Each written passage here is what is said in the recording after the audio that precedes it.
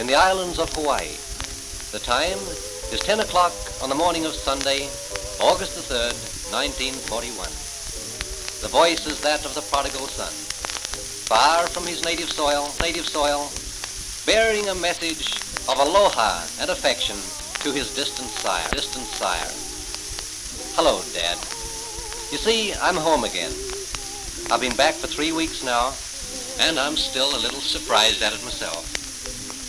And even now, when I notice the heavy fragrance of gardenias or ginger blossoms in the warm evening air, or when I'm splashing around in a pool of a sparkling mountain stream that runs close by, sometimes I pause and wonder for a second if it isn't really a dream. Honolulu. To me, it spells home. It means warmth and blueness in the sea, and the friendly heat of the sun. It means color and music and beauty and the warmth of old friendships. But the place has changed a good deal while I've been away, and I don't like it. If the island of Oahu were Gibraltar before, it is 10 times a bristling fortress now. The place is alive with planes. The battle wagons have been painted a sinister black. Soldiers, sailors, and Marines are everywhere. Millions of dollars are being spent on construction, and the defenses are on pretty much of a war footing. This is a far cry from the Honolulu of old, the paradise of the Pacific as it used to be. The islands can never be the same again, of course, and that's too bad. But at least there will always be the clear, warm water outside the reef and the sun to sparkle on it. That'll be some compensation. How come I'm over here? I suppose you're wondering that, since I'd written to you of shipping out to Alaska again this summer.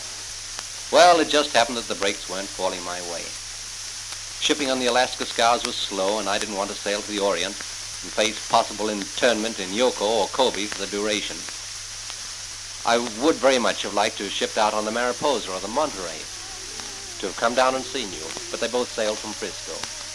So I ended up by taking the old freighter Markiki that I'd spent 2 summers on before. I didn't tell anyone I was coming, and I enjoyed their surprise. And finally, when we were scheduled for sail for Hilo, I just couldn't bring myself to leave with the ship. A friend offered to get me a job as electrician on a Navy construction job at Pearl Harbor, and that was about the only other inducement that I needed. I quit the Markiki and started in at Pearl Harbor the next day. It's rather difficult to make plans these times with any degree of certainty of being able to carry them out. But the Markiki will be back here again in about 6 weeks, and she'd get me to Seattle near the end of September. This would be just about right for the start of the fall quarter of the university.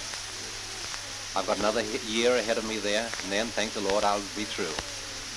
1 year at Victoria College, 3 at the University of Hawaii, and 1 at Washington have made me feel that I'm an inseparable part of the whole university system.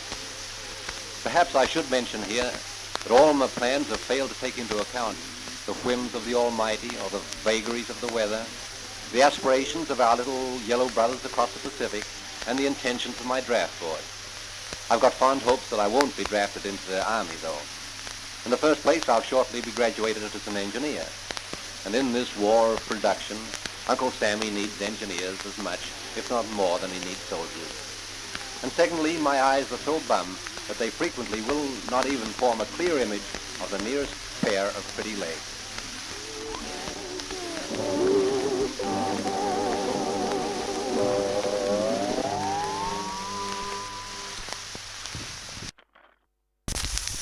And the draft, however, are all a matter of the future. Now I'm absorbed in the present. I'm back home again and enjoying my brief spell of relaxation and happiness. Told her house place way up on Aleva Heights, overlooking Nuuanu Valley. The place has with a whole stretch of coastline from Diamond Head to Pearl Harbor laid out before it like a map. The builders will be through on about the 15th of August, and until we move in, I'm living with an old friend in his cottage in a green wilderness at the head of Manoa Valley. We're almost the last house up the valley. A Japanese farmer lives a little way up, but that's all. It's cool here and quiet. There are very few people who come up the valley this far. We get up at 5 in the morning to go to work, and are home again at 3:30, hot and tired. But Manoa Stream runs close by the cottage, cold and clear, and there's a deep pool that we have dammed up in it that takes the heat of the day from the body and brings peace to the soul. My life here is work and sunshine, Music and beer, friendship and laughter. It's a simple life, but a good one. Too soon I expect to forego it, and it may be a long time before I return. So now I'm enjoying it while I can, refreshing my store of Hawaiian memories to carry me through what I expect to be a few bleak years to come. My past year in Seattle was a radical change for me in many ways, but I've been reasonably happy. I managed to get through an amazing amount of work, and I feel now that I'm beginning to understand what electrical engineering is all about. I had a little spare time for the usual social amenities, but I did manage to ferret out a few people who are really worthwhile and establish one or two solid values. It's going to be a bit of a wrench to leave the islands next month, but still I'd sooner be going to Seattle than any other city on the coast. I'll have my yachting on the Sound to look forward to, and I'll soon be absorbed enough in my work so the year will quickly go by. When I'm graduated in June, I'd like to go back east with General Electric or Westinghouse and spend a year or so in training with them. And then maybe I'll be ready for Hawaiian Electric or the Hilo Power Company. But these, of course, are dreams, changing dreams that swirl beyond the horizon. Today, the present is all absorbing and satisfying. This afternoon, we're going round the other side of the island to body surf in the breakers at Makapu'u Beach. I'll come back at dusk, famished and weary, and absolutely happy. There's no room here now for thoughts of the future and the huge factories of Westinghouse. Today is enough. Isolated up here in Manoa Valley, we're a long way from the war, from bloodshed and hate. Here, there's peace. It's raining in the valley now. It clatters down on our tin roof, but soon it'll be gone. The sun will break through presently, hot and bright, and it will sparkle in the tumbling spray of the high waterfall just behind the house.